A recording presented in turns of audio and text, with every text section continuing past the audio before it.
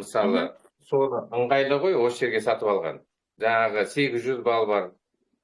Сондай пакеттерді алуға өте ыңғайлы. Негізі содарға көп көңіл аудару керек те, сол пакеттерге. Кейін мына жаңағы бізде бонустар мен қысқа нұсқа көрсетемін. 17, 18 демеймін мен. Тек қана қысқа нұсқа керекті бонустарды көрсетемін, болды. Дұрыс па? Солай түсінікті болды. Ал енді қараңыз, бұл жерде міне 2 адам шақырды ғой жаңағы. Енді бинар осылай кетеді, барлығынікі 2 аяқ. 2 аяқ кетеді. Ортасынан бүйтіп бөліп қоямыз қазір. Бинар болғаннан кейін, мынау міне бірінші қатар, бірінші тікелей шақырған адамыңыз 2 адам шақырды дейді. Мынау 2 адам. Мына 2 адам. Мысалы, біреу Жанар, біреу Шарып болсын. Мынау мен, мынау Жанар болсын. Сіз шақырдыңыз бізді. Біз келдік, бірінші линия, сізге астыңызға тіркелдік рефералкымен. Содан кейін 2 адам шақырдық. Әрине, бонус жизни дейік, мынау біріншісі мынау реферальный бонус 35. Ең біздегі жаңағы тікелей шақырғанға $35 ең аз. Осы, 35 доллар. Мен бір қорапты санамаймын. Ол вообще мүлдем керек жоқ. Ол Европа, Америка ғана істелінген дүние. Себебі одарға пробный керекті, бір қорап алу керек, мысалы, көру керекті, дәмін көру керек деген сияқты. Біздің менталитет, біздікі бөлек, бізге көбірек алса, арзандау алса деген сияқты.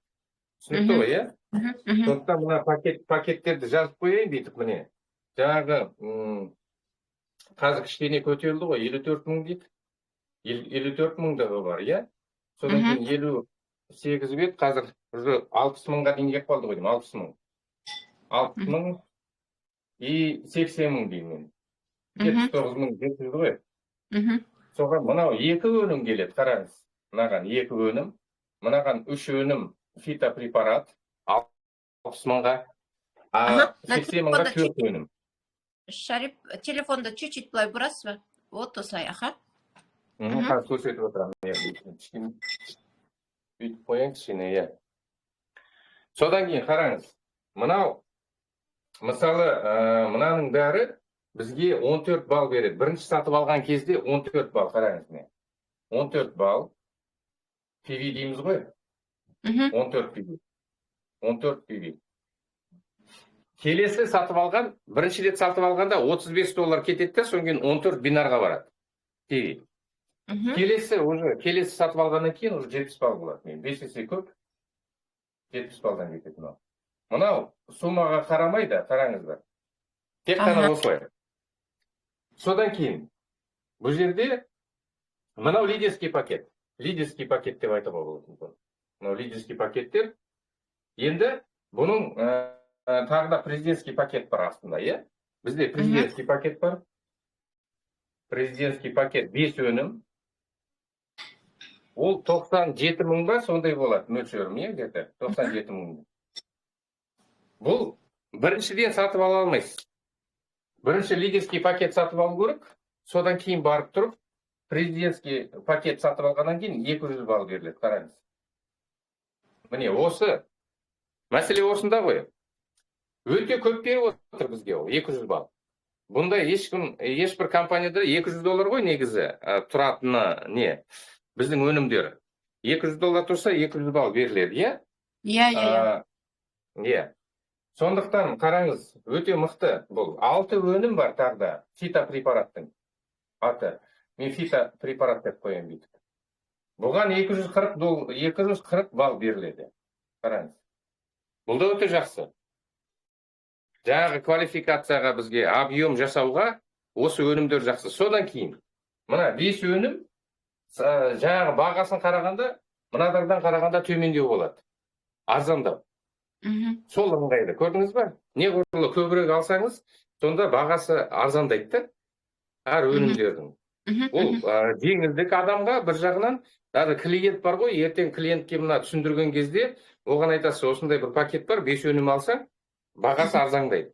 Кейбіреу айтады, маған бизнес кәсіп керек жоқ, маған алып берші деп. Заказ жасайсыз, астыңызға керекті жерге бонус жизниді қазір көрсетем, солда жабылады, содан кейін сізге балл көтеріледі. Сонда тез жабылады да квалификацияда. Бізге тез керек қой. тез квалификация жабылып, содан кейін бізге енді қарап отырмыз ғой, квалификация шыққаннан кейін бізге ақша да шығады. Содан адамдарды да көтеру керек ең біріншіден. Оны қазір көрсетемін мен мына жақтан. Келесі бізде пакеттер жаңағы жеңілдікпен бар, акционный. Акционный пакеттер бұл 5 өнім е, 5 өнім алсаң мінекей. 8 өнім бар е, 8 өнім бар. Содан кейін қандай бар бізде тағы да? 16 өнім емес пе е? Жанар? Или 18 бе, мен шатасып қаптым уже. Ладно, жарайды. 25 өнім бар міне. Да, больше. Қараңыздар. Бұның недері, мысалы, мына жерде $50 бар е, $75 бар. Так, 6 өнім бет, 5 өнім қарау керек. Менде біреуде $75 түсетіні бар, $50 бар. Мінекей, қараңыздар. $50 түсетіні бар, $75 бар. Содан кейін $100 бар мінекей. И мына жерде $250 бар. Мынау рефералка. Ал 25 өнімгі бұны бірінші рет сатып ала алмайсың. Сатып алған лидерский пакет бірінші аласыз да, бір какой-то пакет. Содан кейін алуға болады. Бұл жерде 800 TV беріледі. 800 балл. Өте жақсы бұның несі, объемы. Мына 25 өнім алған кезде оның бағасы төмендейді. Есептеп алуға болады да, $1100 сатып аласыз. Мысалы 25 өнімді е, мен қазір мына екінші телефонмен көрсетейін. Бұны мына недерге де көрсетуге болады да, кісілерге, келген кісілерге бағасын. Міне 1100. Қазір мен есептейін. 25-ке бөлеміз $44 көбейту 419-ға 18 мыңнан шығады екен. Қараңызшы, 18 мың теңгеден шығады да мұна.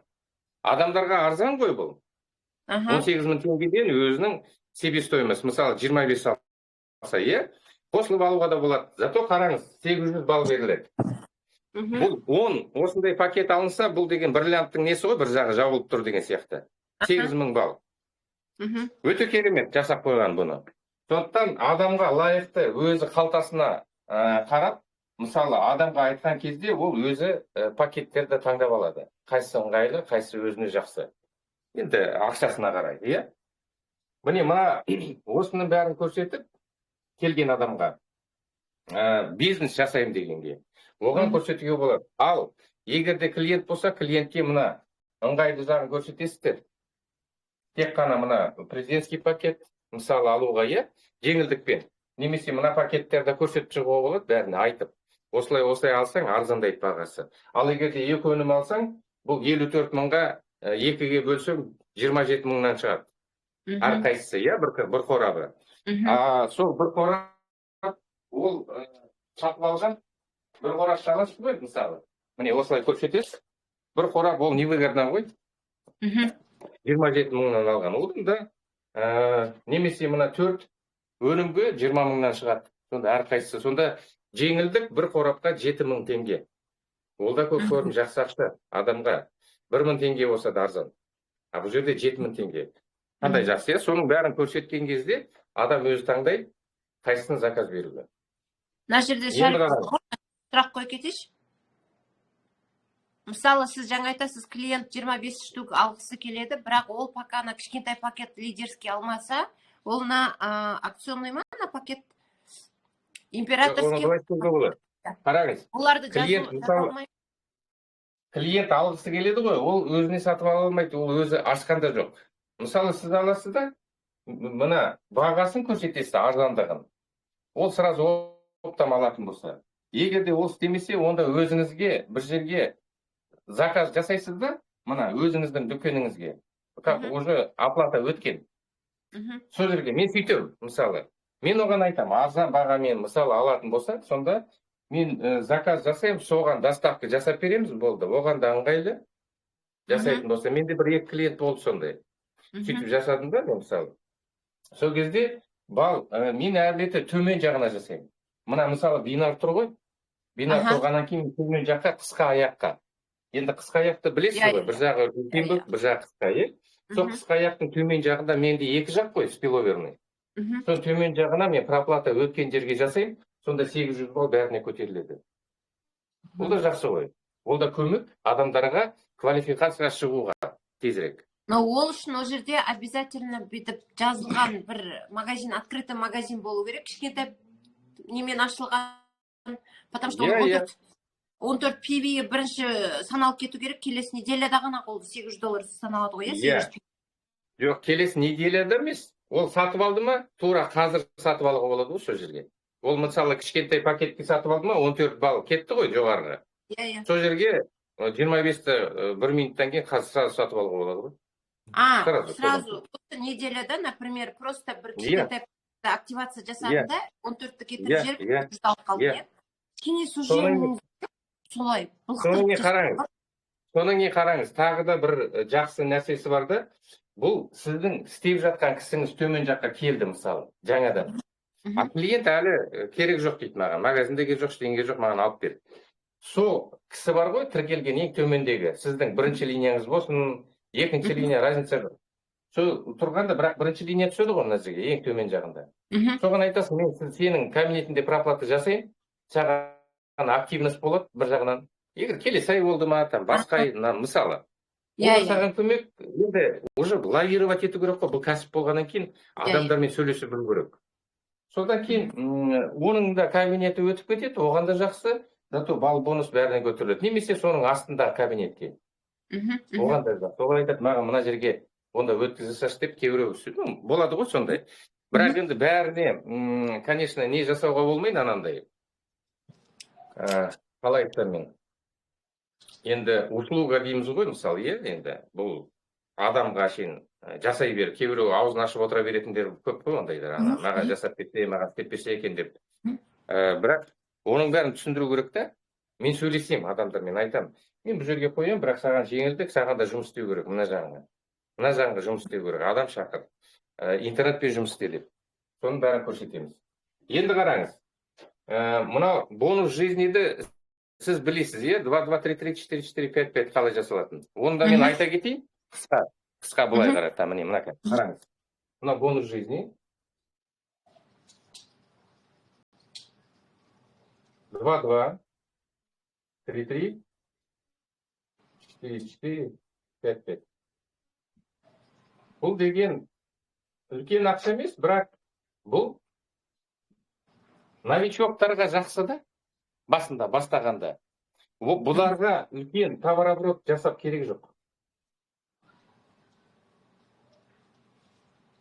Міне, $700 дейін, иә? Мысалы, новичок келді, ол 2-2, 3-3 жауға болады оған. Ол соны жақты ма? 2-2 мен түсінікті ғой, 3-3, мынаның астына, мысалы, жанардың астына тағы бір первый линия жаздыңыз сіз. Қозғайсаңыз. Иә. Қанысты қозғайсаңыз, таска көрінбей қалды. Қазір мен бұлай қақтап бұрам. Мінеке қараңыз. Бұлай міне 3 адам жазып қойды мен мына жерге. Мына мысалы бірінші линияңыз 3 адам жазды. Жанар алды да 3 адам жазды міне. 1, 2, 3. И мен де 3 адам жаздым міне. Мен алдымда внутреннийға қойдым. Себебі менде спиловерныйға көп кетсе, мен внутреннийға қоям. Өзі тікелей шақырған адам. Дұрыс қой. Мына 3 адам менікі, мына 3 адам Жанардікі, мына тікелей сіз шақырған 3-ші адамның астында тағы 3 адам. Сонда міне 3-3. 3-3 жабылды, барлығы покупка жасады. Өздеріне. Өзі әр қайсы пакетті алды, көрсеттік. $300 сізге түсті. Егерде 4-4 осындай схемамен болса, 4 адам тікелей шақырған, оның астында 4 адамның әр қайсысы покупка жасаса, $500. 5-5 тура солай.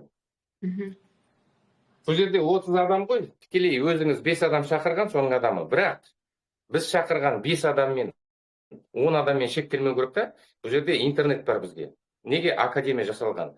Біз мына академияның арқасында қазір бізге көп адамдар келіп жатыр. Сондан бірінші қатарға бізге қосыла береді үнемі.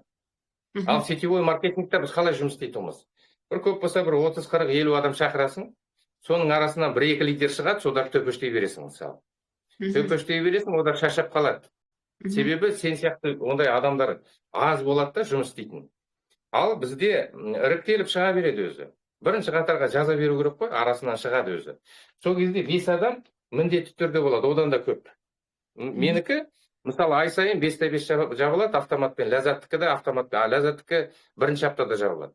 Ай басталады ғой, бірінші аптада автомат түрінде жабылады, ол $700. Басында келген адамға $700 көп көрім ақша.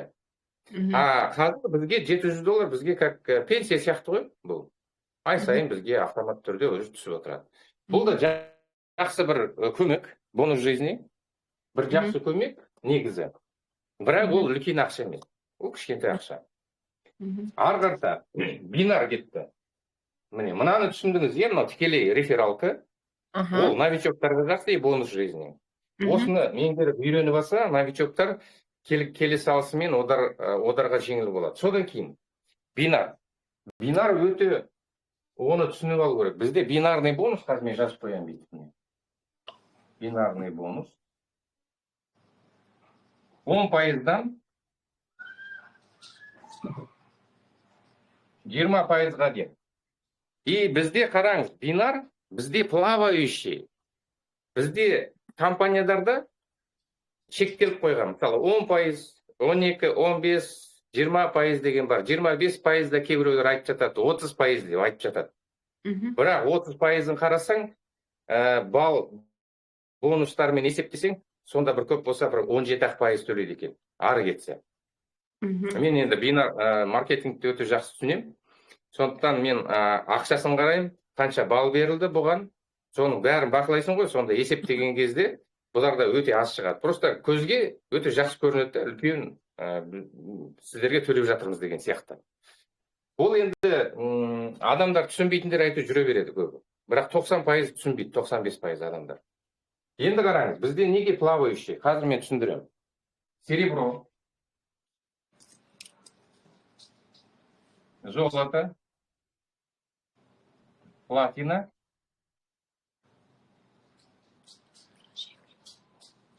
и бриллиант. Міне, осы бізде квалификациялар осы төртеу-ақ. Сонан кейін бриллиант там зеленый кетті, черный кетті, круглый, ары қарта коронованный, сол сияқты. Оны кейін түсіндірем, қазір. Ол жерде үлкен ақшадар кейін жатыр. Мына мен кішкентай ақшадар көрсетіп жатырмын. Мына серебро бұл 1000 балл қысқа аяқта. PV, commission volume ғой ол. Мынау қысқа аяқта. Қысқа аяқ дейді. Қысқа аяқ деп жазып. Көрініп тұр ғой, сізге? Иә, көрініп тұр. Мына золото, жаңағы алтын квалификация. Бұл 2,5. PV қысқа аяқта. Платина 10.000. И бриллиант 7,5 мың балл. Енді қарасаңызшы, бұл 200 балмен есептегенде, жаңа мен көрсеттім ғой, мысалы, президентский пакетті 240 емес, 200 балдан. Сонда 38 покупка болады екен. 38-ді 200-ге көбейтіңізші. Сонда как раз бриллианттың несі шығады, обороты. 7.600 ба, сондай болады, Вот қысқа аяқта екі жақтан жасалса, енді бір жағынан, екінші жағынан. 38 покупка, ол 38 адам болуы мүмкін, немесе 20 адам, біреу 2 пакет алады, 3 пакет алатындар, мини-склад жасайтындар бар ғой, мысалы. Бірақ адамдарға мына квалификацияны көрсету керек, қараңыз. Серебро. Ең кішкентай квалификацияларды көрсетсе, адамдарға жасап отырса, мына золотоның еңбек ақысы өте жақсы. Новичоктарға. Сондықтан бізде міндетті түрде адамдарды бар ғой, мына серебро мен золотоға шығарылды басында. Осы квалификацияларды жасап отырса, енді қараңызшы, 3 алтын болса, сізде мына жағыңызда, 3 алтын мына жағыңызда, сізді квалификацияңыз уже бриллиант қой. Дұрыс па? 2,5. Как раз 7,5 мың балл шығады екен. Соны адамдар түсінбей жатыр да қазір. Ең бірінші бізге квалификацияға шығару, астымыздағы адамдарды. Осы пакеттерді көрсету бізге, жаңағы. Жақсы пакеттер арзан бағамен содарды үнемі айтып отырса адамдарға, олар кейін түсіне бастайды қай жерде қалай арзан алуға, сонан кейін интернетті бағындыруға бізде барлығы мүмкіншілігі бар да, система бар бізде жұмыс істейтін. Бұндай робот жоқ ешкімде. Бұл роботты жаңа академияны 2-ның бірі сетевиктар түсінбейді. Себебі Мен келген кезде мен де басында ұқпай тұрмын. Күнде неге кіреміз, күнде неге бір нәрсені тыңдай береміз деген сияқты. Басында солай болды да. Мен жерде жұмыс істедім ғой, сетевик. Жерде мен шақырып мықты істедім. Ана өткен компанияда. Бірақ осында келгенде не интернетті түсінбейсің, не ананы білмейсің, өзіңді түсіргің келмейді. Мысалы, сондай менде өзімнің басында болды. Қазір Аллаға шүкір, өте жеңіл жұмыс жасау. Енді қараңыз, міне мынаны бағындыру үшін қазір әзір. Я көрініп тұр. Естіп қойдым анда. Переговор біздікі кешке дейін осы ғой. Ана кісілермен, ана топпен жұмыс істейсің, сондықтан уақыт жетпейді. Қараңыздар. Бұл да жақсы.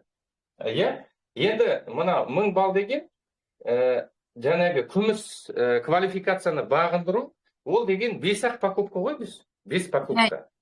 Ал 5 покупканы ол клиенттермен жұмыс жасап, үйретіп қойса адамды. Қазір мен өзімді сөйтіп топты жинайын деп отырмын да, бәріне көрсетіп, кім қалай квалификация жау үшін, не үшін жауатын. Мына алтын квалификацияның еңбек ақысы таза бинар $375. $375, бұл деген жақсы. Плюс жаңағы бізге тағы да немене бар, тікелей шақырған рефералка бар. Ол 35-тен $250 дейін адам өз қайсысы пакетке шақырады, содан таба береді, мысалы, күнделікте. Содан кейін жаңағы бонус жизни бар.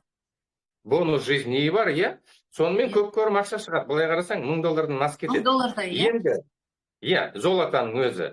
Ал енді қараңызшы, золото деген ол кішкентай квалификация. Ол үлкен емес. Новичок келе салып тұрып, осы серебро, золотаны жауып отырса, бұл деген стабильный доходқа шығады. 1 миллионнан астам еңбек ақысы болады да, айлық. Ол бір жұмалық қой, жаңағы. Жоқ, мен айтып отырмын, 4 жұмада көрсетіп отырса, бұл миллионнан да асып кетеді ғой енді. Бір серебро, бір золото жабылып отырса да, ол 1 миллионнан асады. Мен ең аз несін көрсетіп отырмын сізге, еңбек ақысын. Айына сонда миллионнан асып кетеді. Біреу 2 миллион табады, біреу 3 миллион золото квалификациясында. Енді жоқ дегенде 1 миллион теңге алады, еңбек ақысы. Бұл деген өте жақсы. Зарплата, мысалы, жаңадан келген новичоктарға, енді бастап жатқан, мысалы, бірақ лидерға бұл деген үлкен ақша емес. Лидер өзі амбициясы бар, жұмыс істеймін, нәтиже көрсетемін деген сияқты. Бұл енді басқа квалификациялар ғой, мен просто білемді. Бриллианттың несі $2000 жоғары аптасына. Бұл деген $2000, енді голый бриллиант, жаңадан жапқан. Ал егерде үлкен бриллиант болса, даже бриллиант жабылса, бұның ширинасы бар. Оны мен қазір көрсетемін, бәрі ширина, глубина, география бізде барлығы бар. Басқа компаниядарда бұндай жоқ. Ширина дегенім. Бір сұрақ. Мысалы, серебро, золото, платина болған адамдар, олар қалай жауып отырады? Подтверждение бар ма сонда получается? Подтверждение жоқ бұл жерде, бірақ өзі жауып отырса, товарооборот қой. Бұл деген, қараңызшы, мен мынаны көрсетейін. Міне, мына жерде 12%ға дейін до. Мынау 15%ға дейін бинар төленеді.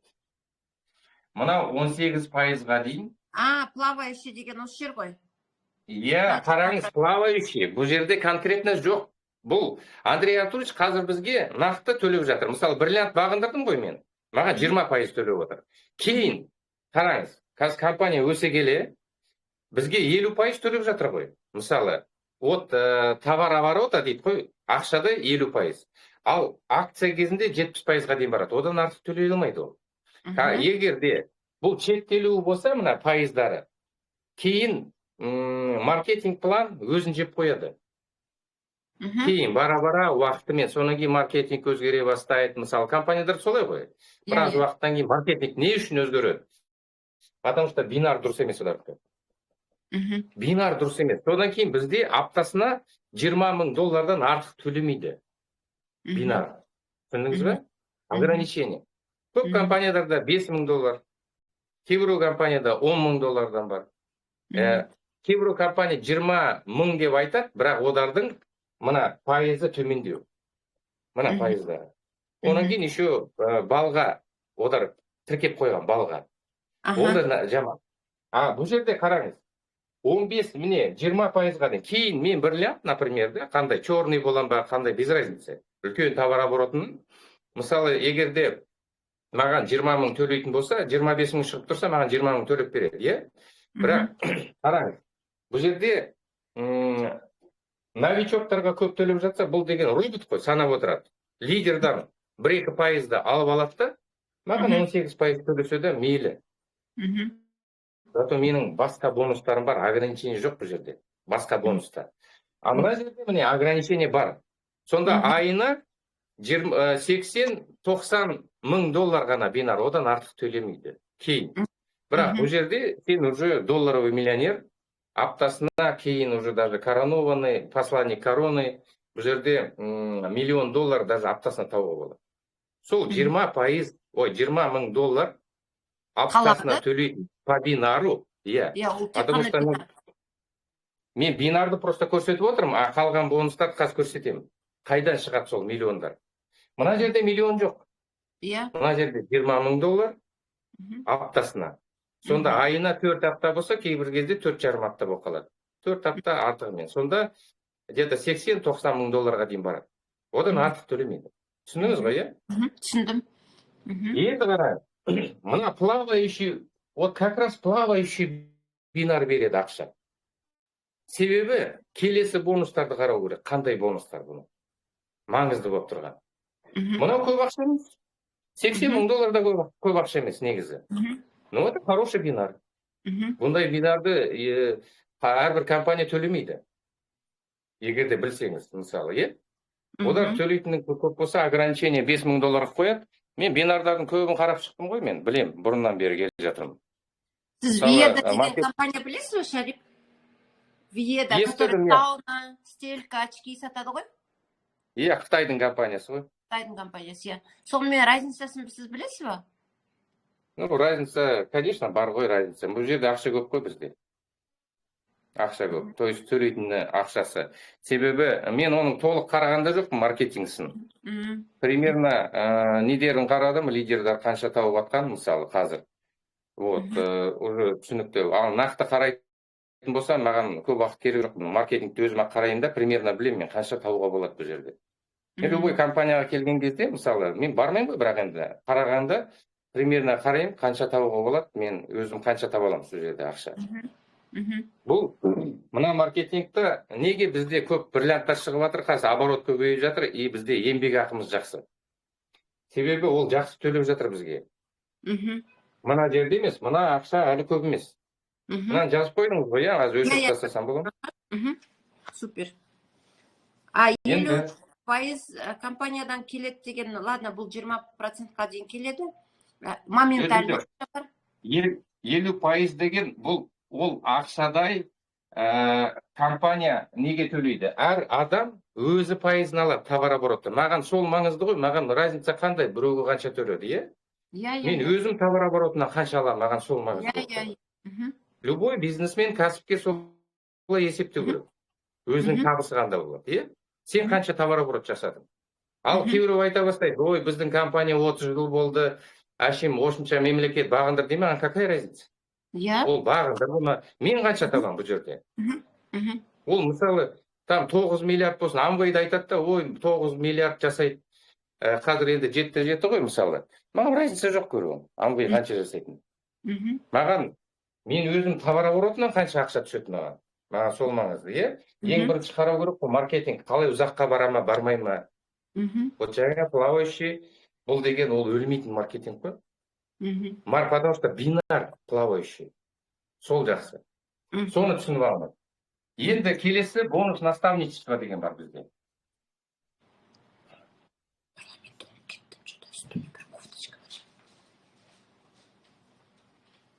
Бірінші қатардан 20%.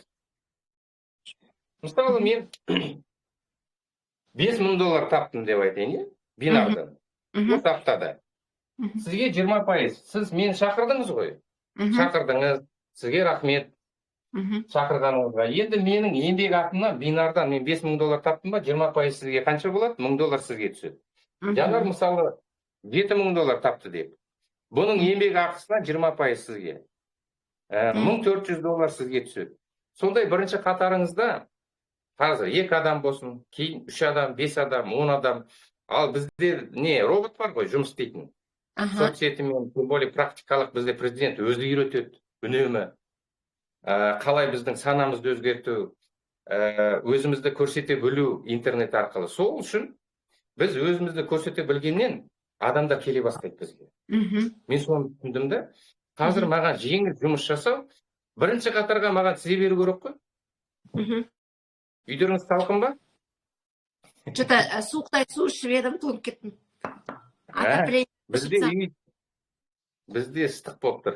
Центральный отопление жақсы. Досымыз екен тыңдап отырмыз. Жоқ, ол Ассалаумағалейкум. Алейкум ассалам.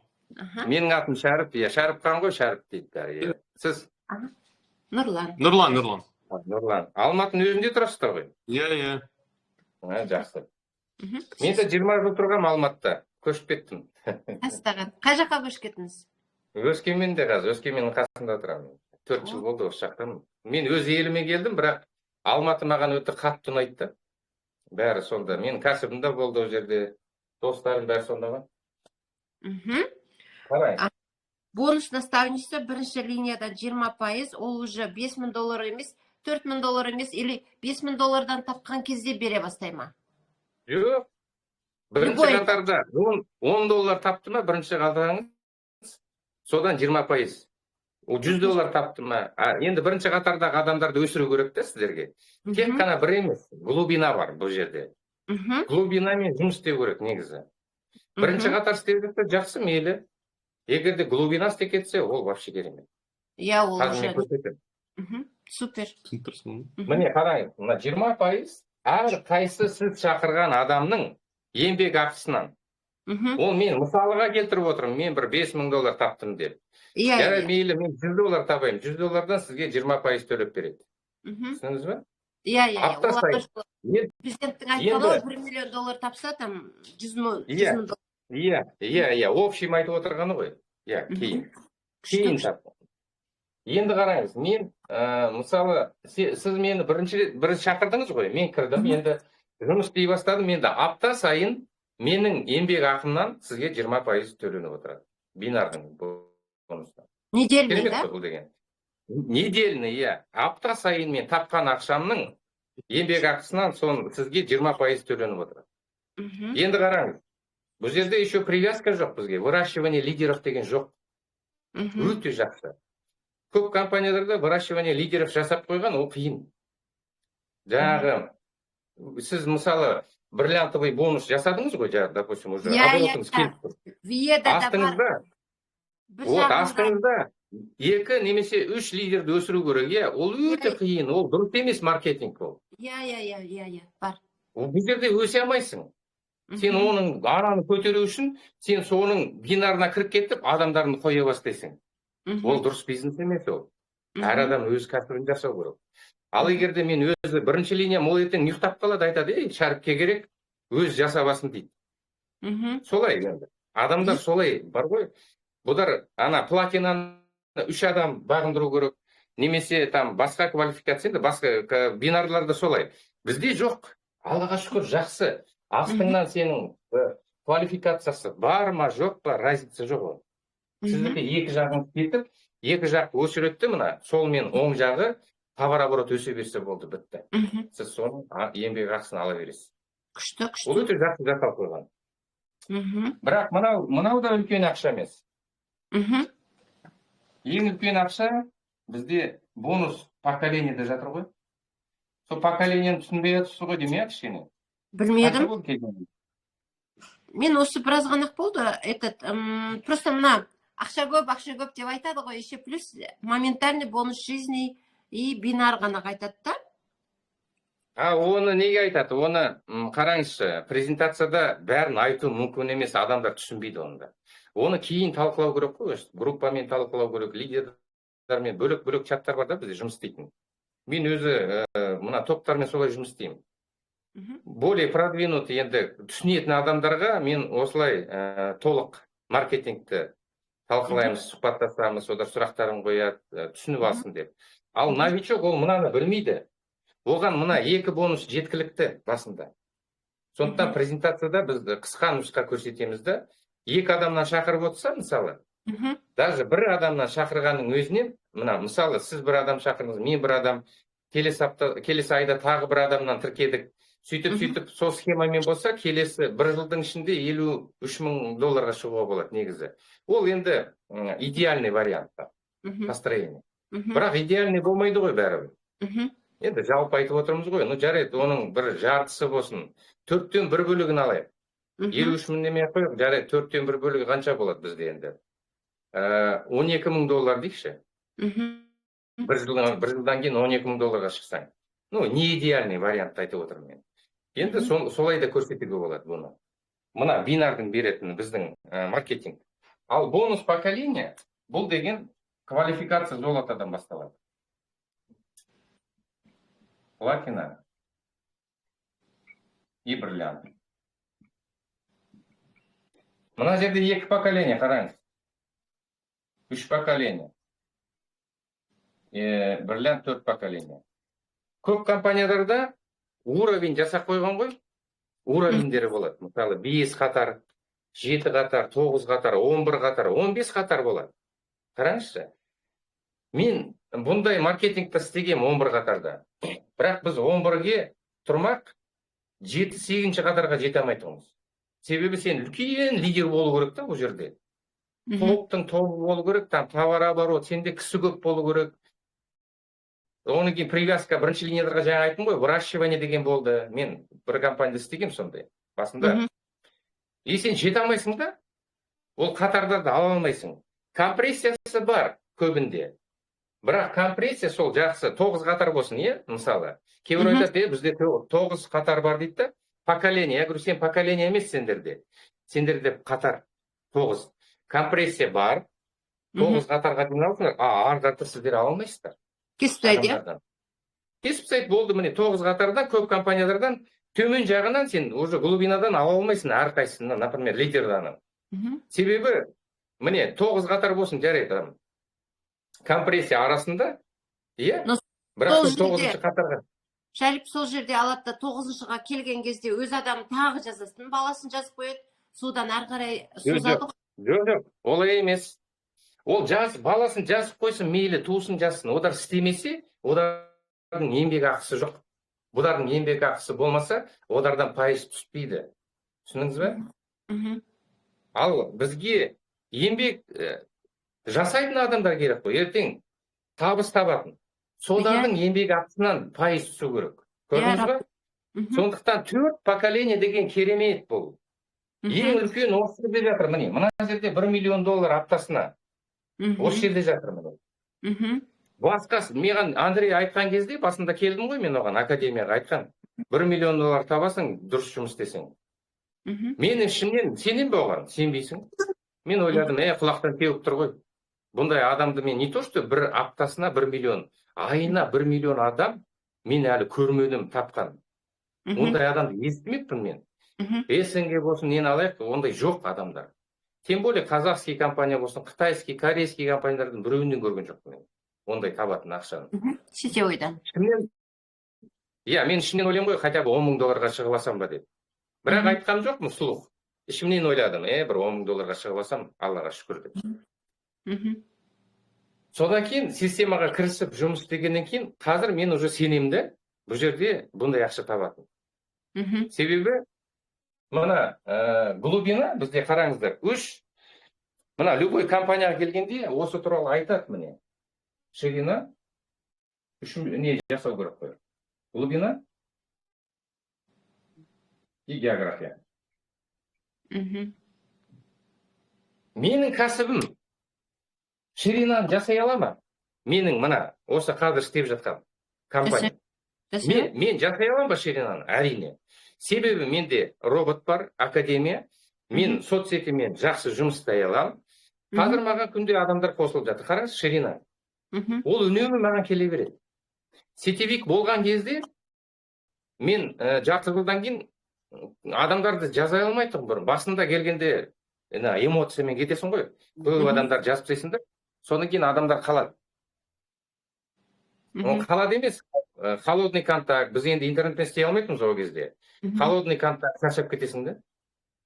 Танысқан жерде танысасың біреумен бүйтіп қайта анадарға звондайсың, 100 адамның тізімін тіркеп, соларды қайта жазып, список жазасың. Онымен көңілің толмайды бұндай кәсіпте. Бұл жерде менің көңілім толады қазір. Керемет. Себебі мен күнделікті таңертең тұрам, өз өмірімді жазам. Не істеп жүргенімді, қайда барғанымды, не ішкенімді, не жегенімді упражнение жасасам, онда көрсетем. Адамдарға қызықты бұл. Менің өмірім. Ан жаққа барам, мын жаққа барам деген сияқты. Сондықтан бұлар кіреді, менің соцсетімді бақылап отырып, ертең маған келіп жатыр сөйтіп. Кешеге қараған адам бүрсі күні келіп қалуы мүмкін маған. Былтыр қараған адам қазір келіп жатыр. Түсіндіңіз бе? Сондықтан келіп жатыр адамдар. И менің ширинам тоқтамайды. Енді глубина. Глубина деген как раз мына жерде міне жатыр. Глубина. Беретін ақша. И география деген бізде 200 мемлекеттен астам жерге қазір жеткізудеміз. Қараңызшы. Енді менің партнерларым қазір Америкада шығып жатса, Кореяда шығып жатса, Қытайда, Үндістанда, басқа мемлекеттерде мен тіркеймін, спокойно компанияның өзі доставка жасайды. Рахат қой бұл деген. Керемет, керемет. Керемет қой, бұл деген кәсіп деген өте керемет. Мен сондайды аңсаған ғой. Кейбір қазақский компанияларға барады қазір, ой, біздің Қазақстан налог, салық төлеу керек, бүйту керек, өзі отанында патриот болу керек дейді. Мен айтам, сендер патриот сезімді түсінбейсіңдер. Менің кәсібім болды Алматыда. Менің кәсібім. Мен қазақпын, бірақ менен тартып алып қойды. Сонда патриотизм қайда, мен түсінбеймін. Причем тут сенің кәсібің и патриотизм. Жарады, отаныңды қорғасаң, бұл деген патриотизм ертең барып тұрып, мысалы. Ол басқа сезім ғой бұл деген. Көбісі түсінбейді да, сөйтіп әңгіме айтады. Мен айтам, қазақтың компанияларына мен барып, мен 2 рет шақырды. Генеральный директор болып. Шақырды миллионердер. Осындай компания ашайық, сен генеральный директор бол, басқаршы деп. Мен басқарым келмеген себебі, бұлар басқа жерден ақша жасап алды, миллиондаған. Мына кәсіпті түсінбейді. Ертең білем, бұл деген құлдырап кетеді компания. Мен уже істегенмін, талай кәсіпкерлермен істеп көрдім. Содан кейін маған компания керек болды, халықаралық. Бұл деген бізден басталатын. Ертең мен уайымдамайтын, маркетингі құлдырап кететін. Соған уайымдамайтын. Содан кейін Андрей келген кезде мен Андрейді көрдім. Бұл президент түрінде, қазір қараңыз, өзі президент, өзі наставник, өзі партнер, өзі мен досым, мысалы, бірақ бұл өзі көрсетеді бәрі. Ешбір президент осылай жұмыс істемейді. Тиктокпен, Инстаграммен өзі үнемі көрсетпейді. И менде ұстазым бар заты, міне, Андрей, менің ұстазым, мен оны қабылдадым, өзі жасайды екен оның бәрін, бірінші жасап алады да, соның кейін айтады бізге. Өзі жолын көрсетеді. Маған жеңіл жол керек қой. Маған зачем ол? Біреудің бір ана коучтарды алып келеді екен де компанияларға, одар сабақ өткізеді. Одар интерес жоқ саған, сенің өсуіңе. Енді күштілеп айтады енді. Сахнаға шығып алады, шырттай киініп алады, сағат тағып алады, костюм киіп алады, бір 2000-5000 долларлық мысалы. Енді былай қарасаң, әдемі сөйлейді, дұрыс нәрселерді айтады. Бірақ сол семинардан шыққаннан кейін білмейсің қалай жұмыс істейтін. Бұл жерде Андрей күнделікті бізге көрсетіп отырады. Не істеу керек, қалай істеу керек, соның бәрі. Керемет қой бұл. Күнде бір нәрсе жасай берсең, ол түбі нәтиже. Мен келген кезде интернетті білмей тұғым, қазір бағындырдық, әлде де үйреніп жатырмыз. Қазір бірақ мен адамдарды іздемеймін көшеден. Таныстарға звондамаймын, туыстарға звондамаймын ешкімге. Маған өздері келіп жатыр. Рахат бизнес бұл. Сондықтан қараңыз. Мына үшеуі бізде бар. Ширина, глубина, география болды, миллионер деген осы. Осының бәрін түсіне бастар адам. Ертең мынадан мінекей үлкен ақша келеді. Осы золото, осыны айтып жүресіз бе? Золото, платинаны, бриллиант. Қазір мен көрсетейін деп жатырмын ғой соны, Міне, мысалы, сіз платинаны бағындырдыңыз, Мысалы. Осы аптада платина. Сіз енді үш қатар алуыңыз керек қой. Үш поколение. Жаңар мысалы бриллиант. Сіздің астыңызда бірінші линияңыз бриллиант бол, мейлі бриллиант болсын. Сіз 20% алдыңыз ба бұдан? Алдыңыз бонус наставничество, шақырған үшін. Содан кейін, мына жерде 10% түседі сізге, 10%, қараңыз. 10% поколениялардан. Тағы да жанардан как бірінші поколениеда тағы 10% сізге түседі. Сонда сіз платина неге бізге квалифицированный болған жақсы? Ол подтверждение емес. Үнемі мен бриллиант болып тұрсам, апта сайын, мысалы, қазір уже апта сайын, практически кейбір кезде ғана платина болып қалам, а так менде бриллиант болып шығып отырады. Но қазір менде сондай үлкен ақша емес, Аллаға шүкір, $2000-дан $7000 аралығында пока. Бірақ рез болды $17000 бір апта. Ол да тәубе, шүкір міне. Мен білем, ертең бұл $20-30 мың кете береді өстіп. Пока өстіп қалыптасып алады ғой, бір қалыптасып алғаннан кейін соң көтеріледі. Енді қараңыз, жанарынан 20% бонус наставничество түсті, тағы да 10% түсті, сонда 30% аласыз. Бірінші қатардан. Егер де сіз квалификацияда тұрсаңыз, шарттен 30% түседі. Түсіндіңіз бе? Қандай керемет. Мен бір бонустан 2 рет төлейді сізге. 20% бір бонус наставничество ол міндетті түрде сіз аласыз. Даже квалификация жоқ болса да 20% сізге түседі. Бірінші қатар істеп кетсе. Ал бұл жерде квалификация болған кезде сіз уже поколение аласыз. Жанардан түсті ме, мысалы, 10%. Енді жанардың астында, мысалы, бір мына төмен жаққа дейін, мысалы, бір 15-ші қатарда, қараңыз, 15-ші қатар деп қояйын, не дейді? Бір бриллиант туды. Бір бриллиант туды. Арасында квалифицированный жанармен мына кісінің арасында ешқандай квалифицированный жоқ, тек қана клиенттер ғана, жай ғана партнерлер, әлі квалификация жасаған жоқ. Сол кезде мынау екінші поколение болып есептеледі сізге. Автоматически көтереді, автоматически робот оны есептейді, мынау сізден мынаның еңбек ақысынан сізге тағы 10% төлеп береді. Бұл квалификацияның еңбек ақысы жақсы ғой.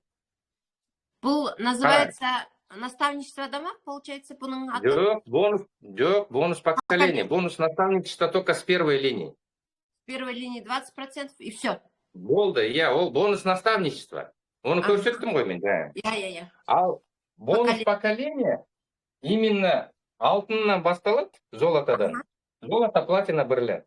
Бонус поколение содардан. Сіз, мысалы, платина болдыңыз деп, мен мысалыға келтіріп отырмын. Сіз 3 поколение алу керек қой енді. Сондықтан бірінші поколениенің 10% түсті. Енді екінші поколение 15-ші уровеньда тұрған адам как екінші поколение болып қалды сізге. Енді қараңыз. Допустим, 15-пен мына жерде 30-ші қатарда тағы бір платина туды да. Подобный ранг. 30-ші қатар. Арасында тағы кісі жоқ. Істейтін. Мысалы, квалификациясы жоқ, демес жоқ. Сіз как 3-ші поколениедан аласыз. Түсіндіңіз ба? Сондықтан глубинадан біз ала аламыз. Сол жақсы. Ал егер сіз бриллиантты бағындырып отырса, 4 поколение. Может быть, 100-ші поколениеда, 500-й поколениеда бриллиант тұр, например. Но зато олардың еңбек ақысы жақсы ғой. Солардың еңбек ақысынан 10% түсіп отырады сізге. Ол бір ветканы ғана көрсеттім мен, жанардан кеткен. Шарптен кеткен бар, мынадан кеткен бар, мынадан кеткен 4-5 адам, 10 адам, 20 адам. Ширина деген сол. Ширина көп болса, не құрылы? Сол істейтін адамдар көбірек жиналады ғой ертең. Содан арғарда поколение кетсе, вот как раз таки $1 миллион деген осы ғой. Даже әр қайсысы $20 000 есептеңізші. $20 000 аптасына алып отырса, бір аптасына бір адамнан сізге бонус наставничествомен бонус поколение 30% кеп отырады. Есептеңіз. $20 000 30% қанша болды? $6 000 сізге бір адамнан келеді. Ойлаңыз. Мен бір адамды көрсетіп отырмын. Ал төмен жақтан 10%-дан есептегенде, это $2 000 тағы да 3 поколение келеді. Ол үлкен ақша. Ең үлкен ақша осы жерде жатыр. Сізге ширина, глубина, география жасау керек, болды, бітті. Ол үшін біздің президенттің айтқанын істеу керек. Басында істегің келмейтін нәрсені істейсің. Ролик жазғың келмейді, күнделікте таңертең тұрып жаттығу жасағың келмейді. мысал айтып отырмын, иә. Иә. Содан кейін не? Күнделікті былай өзіңді түсіріп, бейнеролик жазғың келмейді, тікелей эфирге шыққың келмейді, чаттармен жұмыс енді сетевик мысалы ол басқаша жұмыс істеді. Сіз мысалы келдіңіз, өзі білгеніңізді істеп келдіңіз сол жақта. Қалай көрдіңіз өзіңіз, жерде офис аштыңыз ба білмеймін мен. Мен өзі Алматыда офис, ең көп мен аштым ғой деймін офис, Алматыда. 3 қалада өзім офис ашатырмын, Алматыда, Астанада, Өскеменде. Соның 3 офисына да өзім төлеп отырғам, алдыңғы компанияда. Содан кейін мен келем, Алматыда ақырғы рет Саламат бар ғой, Розбакиеваның, соның артындағы бизнес-центрда. Сол жерде 50 квадрат алдым мен. 50 квадрат қанша біз 250 мыңды тек былай төледім, еще недері бар, анамына төлейтін, иә, соны 300 мыңға барды. Төлейсің ақша. Соны командировкадан келсең, басқа компания ұрып отырады ғой уже. Мысалы, ол да бар арасында. Содан кейін келеді, кешке дейін шай ішіп, әңгіме айтып отырады. Бір адамды кешке дейін мұжиды офиста. Түк жұмыс жүрмейді да, сондай артында жай басар әшейін. Мен одан шаршадым, түсіндім, оған Андрей айтты маған, оны басын қатырып қайтесің, офис не керек саған? Қаншама қаражатың кетеді, толқы жоқ, әшейін адамдар келеді, адамдарды шақырмайды, бәрі бір адамдарға қайта-қайта звондай береді. Сен кіріп интернетті бағындырып алсаң, саған адам іздеп керек жоқ, өздері келеді саған. Соларды қалыптастырып алсаң болды деді маған. Телеграм чат каналымен жұмыс істеп, анаумен істеп, мынаумен істеп үйретіп алсаң, болды, кландайық қой бұл деген. Өте үлкен бизнес мынау. Сондықтан мына жерде ол $1 миллион деп айтқанда көбісі 95-98% адамдар сенбейді бұған. Себебі бастарына бұл кіріп шықпайды да бұндай. Иә, сума. Ойлайды, өтірік мынадар әшейін. Бұл жырақ құлақтан теуіп жатыр деп. Міне, ақшаның бәрі осы жерде. Оборот жасаса болады ғой? Оборот жасасаңыз бар ғой, еңбекақы тестіп кетуге болады бұл жерде. Мына Лена мысалы қалай шығып кетті, ол да сөйтіп оборот жасап жатыр қазір. Оборот жасап, бұныкі бұл черный бриллиантты бағындырды ғой, ең бір аптасына сол кезде как раз $42 мың шықты. Бір аптаға. Енді самый оның ең үлкен несі болды да, доходы. Қазіргі доходы $5-7 мың аралығында өнегейді. $10 мың дейін барады аптасына. Өте жақсы ақша. Бізде бір-ақ жыл болды, қараңызшы.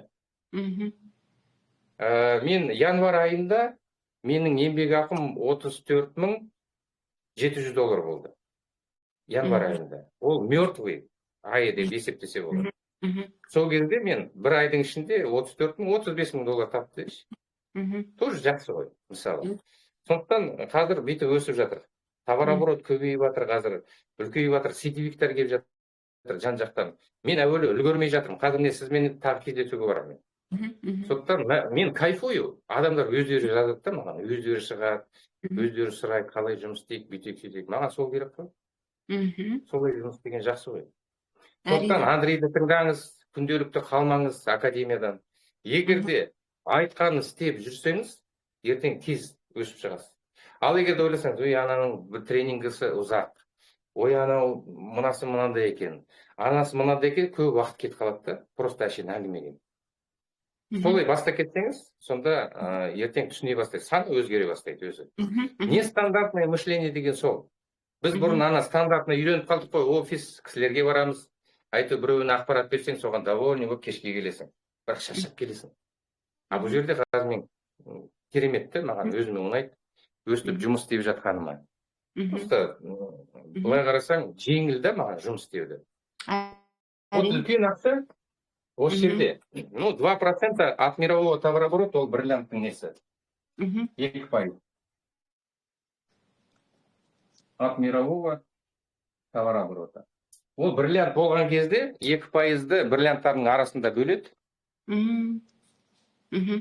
Бриллианттардың арасында. Соң кейін 2%-ды как раз бөледі. Ол да қазір көп емес пока. $250, $300, $500 әртүрлі болады да, ол бонус. Ол да жақсы, бәрі қосыла береді ғой әйтеуір. Апта сайын, мысалы, бриллиант жабылып отырса, апта сайын сол бонус төленіп отырады. Кейін бұл оборот компанияның көбейгеннен кейін, бұның несі де көтеріледі. Бірақ ол үлкен ақша деп есептемеймін мен. Хороший бонус. Хороший бонус. Ең үлкен ақша міне ғой. Мына жерде ограничение жоқ, потолок жоқ. Мына жерде кейін бар ғой, 4 миллион, 5 миллион аптасына да табуға болады. Егер де мықты жұмыс істесең. Вот Андрейдің айтқанын ура беру керек қой, болды, бітті. Зато бұл деген кайф, ешқай жерге сен басың ауырмайды, как сетевик, мысалы, мен қалай жіберем, ана мемлекетке қалай мен продукты жеткізсем деп. Иә. Сол жақсы ғой. Компанияны арқылы барлығын жасап қойды. Енді қараңыз, бізде қазір ет болады, балық болады, тауық болады. Бәрі табиғи шөптен жасалған. Енді қалай ойлайсың, ет жейтін адамдар көп па? Сол отырмыз. Енді қараңыз, ертең қаншама адамдар ет жегісі келеді. Біз барып тұрып, немен пакетпен көрсетіп берсек, сол жерде пісіріп, дәмін татып, адам көрсе бұның. Ертең ол алады ғой. Еще айтсаң, мына ет жейсің, сенде рак кетіп қалады. Ет жейсің, астма кетіп қалады. Ет жейсің, қант диабеті орнына келеді. Адам деген, конечно, жейді бұны. Жегеннен кейін тоясың ғой сен, кәдімгідей тамақ ішкен сияқты. Бірақ ет ауыр ғой. Әрине біз қазір етті кішкене азырақ жеп жүрміз да, мен вообще кішкене ғана жеймін да, анда-сонда. Айтпесе ет жақсы көреміз ғой біз, қазы ата деген бізде, міне, морозильник забитый тұратын. Менде. Бұрын супермаркеттен телешкі алатын, қазір супермаркетке бармаймын. Тауық алмай, ештеңе алмаймын мен қазір. Тек қана маған домашний жұмыртқа келеді үйге, тауықты анда-сонда біз домашнийді аламыз, алып келеді. Намазхандар асырайды да. Содан кейін міне, кәмпит, қант, еш нәрсе біз чай алмаймыз да. Сок, ана мынаудардың бәрін. Сонда қаншама қаражат біздің қалтамызда, былай қарасаң, эконом. Зато біз дұрыс тамақ ішкеннен кейін, адам деген өзі, енді дұрыс ет аласың, балық дұрыс алуға тырысасың, өзі білетін жеріңнен. Бәріміз де сол ғой, соғым алсақ та. Соғымды сіз базардан ана кез келген адамнан сатып алмайсыз ғой, білетін адамға барады. Сол сияқты, бұл жерде Андрейдің қазір істеп жатқан несі өте мықты стратегиясы, жасап жатқан завод, ол ақшаны салып жатыр қазір. Өз ақшасын салып жатыр.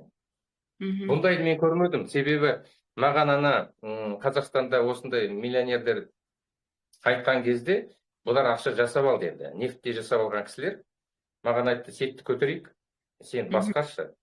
Білесің ғой сетті қалай істейтін. Мен айттым, рахмет дедім, істегім келмеді. Себебі олар басқа жерден ақша жасап алды да, мына сетевойды білмейді мүлдем. Ал Андрей ішінен білетті. Тем более мына академияны құрғанына 19 жыл болды, ойлаңызшы. Бұл профессионал. Қазір любой завод бұнымен жұмыс істегісі келеді. Очередь тұр ғой. Ет шығарам, анан шығарам, мынаны шығарып берем деген сияқты. Очередь тұр кәдімгідей. Ал ол біледі, кімдермен қалай істеуге қазір. Сондықтан оған ғұмыр берсең, күнде таңертең тұрғанда енді сұрайтынымыз не, дұға тілегімізде. Андрей аман болсын дейміз. Сол адамдар аман болсын, соғыс болмаса екен деп, күнделікті сол ғой бәріміздікі енді. Сол айтпесе сол, мен айтып отырмын ғой, оның опытын маған қолданып, пайдалану керек қой. Бітті. Басқа ештеңе жоқ. Айтқанын істей беру керек, бітті. Сонда адам өзі білмей қалап қалай көтеріліп кеткен бұл жерде. Ол енді сұрағыңыз болса қойыңыз. Рахмет, Шарип, Алла разы болсын. Я знаю, что ты очень сильно занятой человек. Я знаю, что у тебя ораза. Говорить тяжело, но тем не менее, ты все равно сөзін далаға тастаған жоқсың.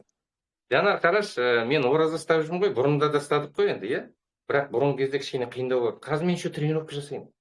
1,5 сағат тренировка бізде. Ләззат екеуміз барамыз да кәдімгідей тренировка жасаймыз.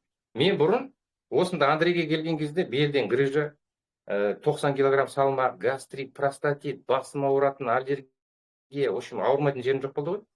Қазір мінекей жас жігіттей болып қалдым ғой қазір, міне қараңыз. Даже міне по форме не только ол мақтанған емес, просто мына Андрейдің системасы жұмыс істейді міне. Ешқандай май жоқ менде. Все подтянуто. Бір аскерден келген жігіттің фигурасындаймын қазір. Тамаша ғой бұл деген. А менің келіншегім Жанар біледі ғой міне. Талиясында кетіп қалды қазір. Подтянуто, стройно, целлюлит жоқ 57 жасында. Бұл деген керемет қой мен келіншегім. Жүгірген кезде 20 жастағы қыздар қалып қояды ғой спортзалда. Мен отвечаю міне. Жел аяқ қой жүгіргенде. Шаршамайды еще. Оның бәрі осы біздің мына системаның арқасы. Жалғыз өнім емес. Системаның арқасы. Сондықтан сіздерге рахмет. Мынау жігіт шығып сайрап тұр, мақтанып тұр деп сөкпеңіздер мені. Тек қана біз ана бар нәрсені көрсету керек те адамдарға. расында да. Мгм. Сондықтан Соны жанар сағым қандай жақсы болып қалды қазір. Жанар да жасарып қалды қазір. Мен қарап жүрмін ғой. Иә. Иә, прям аж молодеет. Мгм. Сондықтан рахмет сіздерге. Сізге көп рахмет. Алла разы Саған болсын. рахмет. Иә, ораза қабыл Алла болсын. разы иә. болсын. Иә. По полочкам алатын сұрақтардың барлығын алдым. Енді как сетевик ретінде. Сетевик болмасақ та, қазір уже давно, уже көп болды істемегелі сетті. Но бизнеста сет арқылы жасағанбыз да бизнесімізді. Иә. По полочкам, вот правильно, вот так. Мне Слава Богу. Мне Я мозги теперь морочить не будет. $1 миллион қайда жатқанын көрдім ғой. Міне, $1 миллион мына жерде, нелі, осы жерде жатыр. Мгм. Бонус поколенияда, басқа жерде $1 миллион жоқ. Осы бонуста $1 миллион, міне. Мгм. Мына бонус өте мықты бонус. Осыны түсініп алсаңыз, кейін көресіз. Қазір построение жасаған кезде, жаңа мен айттым ғой, қалай пакеттерді алу керек. Өзіңізге 5-5-ті жауып тастаңыз да, қалғаны бүйтіп, міне, асты жағыңызға көмек болсын. Сөйтіп жасасаңыз, сетевиктарды квалификацияға шығарып отырсаңыз болды, бітті. Сіз автоматом шығып отырсыз, автоматом. Все хорошо. Көп рахмет, вообще бәрі түсінікті болды. По полочкам, иә. Рахмет, Алла разы болсын. Жақсы. Иә. Жақсы. Кездескенше, сау болыңыздар. Көп рахмет, аха. Черный бриллиант болыңыз. Жак вас.